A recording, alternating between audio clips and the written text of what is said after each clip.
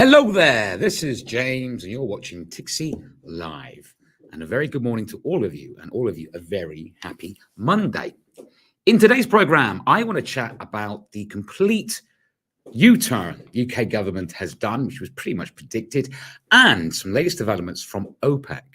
But before I get into all of that, don't forget these little videos are for educational purposes only, and in no way whatsoever should be taken as financial advice. I always suggest you do your own research and do your own due diligence, and of course know the risks at hand before entering any trade. With that out of the way, let's get started. So, as pretty much predictable, the UK government has done a complete U-turn on their plan to scrap the higher rate of income tax, the 45 pence rate. Now, this was very controversial, and it did cause the market to turn on the sterling quite dramatically. Now, the 45 pence rate is paid by those earning £150,000 a year. And like I said, this was very, very controversial because it was very much a case rewarding the rich and punishing the poor. Now, UK Chancellor Kwasi Kwarteng, whatever you want to pronounce his name, Quasimodo, he said a massive distraction on was a strong package. So we're saying this was causing a big distraction to the markets, big distraction, which was overall part of his plan was very, very good. He also said, and this is just this, he also said, we just talked to people, we listened, I get it.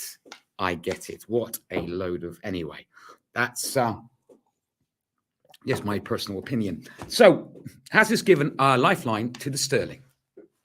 In a way, it has slightly, but the market had predicted they were going to do this because, like I say, this was so controversial. It caused so much drama last week with the sterling and UK bonds. They had to do something. They had to back down, and they have to. But let's have a quick look at the sterling, where it is at the moment. As you can see, there were rumors they were going to do this. So it was sort of priced in anyway. On the back of the announcement of confirmation that they were doing a U-turn, we can see the sterling has risen a little bit higher. It's currently trading at 1.1222. However, that pivot point resistance we put in last week, 1.1236, is holding for now. So that is potentially a key area of interest. If we look at the euro sterling, again, had a little bit of a bounce, but not that dramatic.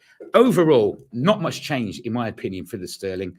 Okay, we got a little bit of a bounce because of this, but however, the overall fundamentals for the sterling is still very, very weak. So I'm still expecting the sterling to become under pressure in the medium to long term. In other news, just as things were like trying to get balanced in the oil market, OPEC has basically said they're considering cutting their output. And oil has actually rebounded by 3%. They say they may cut production by more than 1 million barrels a day. 1 million barrels a day. So let's have a quick look at the oil market as well on the back of this, just what we need, isn't it? As you can see, oil is now on the move higher, currently trading at $82.83. So yes, with OPEC cutting cutting production, obviously we got supply issues again for oil. Other news. Now, there is a rumor going around. That we could face another crisis. We've already got an inflation crisis, as we all know. We've already got an energy crisis in Europe. And now there's rumors that we could have a banking crisis. Why not have another crisis? Why not add it? Why not? Why not indeed? Like I say, there is rumors there is going to have a banking crisis. A major bank is going to fail, the rumors says. It's going to collapse, a major bank. Many people are thinking it's Credit Suisse, but anyway, whoever the bank is, and if this is true, then you can expect the markets to really come under pressure if these rumors are true. Like I say, we've all got an inflation crisis, energy crisis, recession on horizon, and why not have a banking crisis in the works as well? Why not add that to a list of our worries? But anyway, I'll keep you tuned on that. The more I hear about that, the more I share with you. But like I say, there is a rumors a major bank is on this way to failing. But anyway, big week ahead of us with other financial data to come. Today, for example, we have US ISM manufacturing PMI due at 2 p.m. UTC. Expectation is to show a slightly lower number than the previous reading of 52.3. Tuesday, we have RBA interest rate decision. That's the Reserve Bank of Australia. Expectation is for them to raise interest rates by another 50 basic points to 2.85%. Wednesday, we have ADP employment. Don't forget, many people think this is an early sort of indicator of how the NFP could be, the non-farm payroll. Expectation is to show 200,000 new jobs. On that day as well, we have US Services ISM. Expectation is 56, slightly lower from the previous reading of 56.9. Thursday, we have EU retail sales.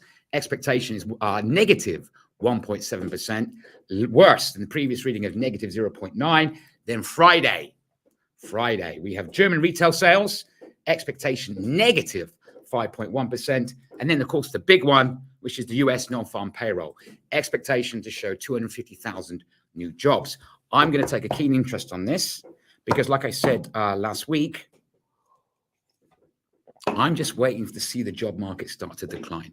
I really do, because I think, again, in the future, we're going to start seeing a slowdown in the job market. Now, because of that, I will be doing a watch along on the NFP on Friday, 12:20 p.m. UTC. I'll be starting, so please come and join me for that. So as you can see, we have a huge week ahead of us with a lot of data, a lot of things happening, a lot of things going out there. But I'm really interested in this banking story. Because, like I said, we've got inflation crisis, energy crisis. Why don't we just have another crisis as well? So I'm taking a keen interest in that, and I will share that with you as it develops further. Market as it stands, FTSE currently negative in the red, negative 0.19%. DAX negative in the red again, negative 1.33%. Euro Stock 50 currently trading negative 0.28%. Don't forget, you can ask me questions anytime you wish, or simply say hello if you like.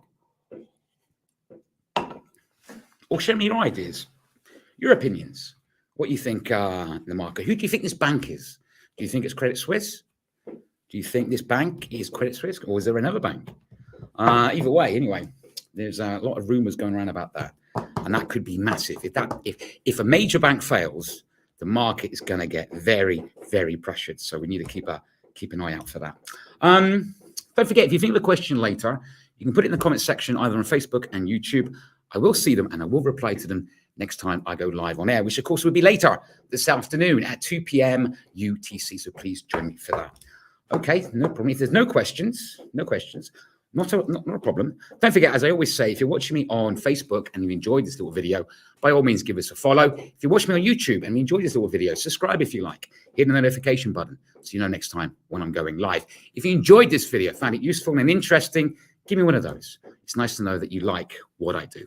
Anyway, till next time, don't forget these little videos are for educational purposes only, and in no way whatsoever should ever be taken as financial advice. I always suggest you do your own research and do your own diligence, and of course, know the risks at hand before entering any trade. Till next time, every single one of you, trade safe.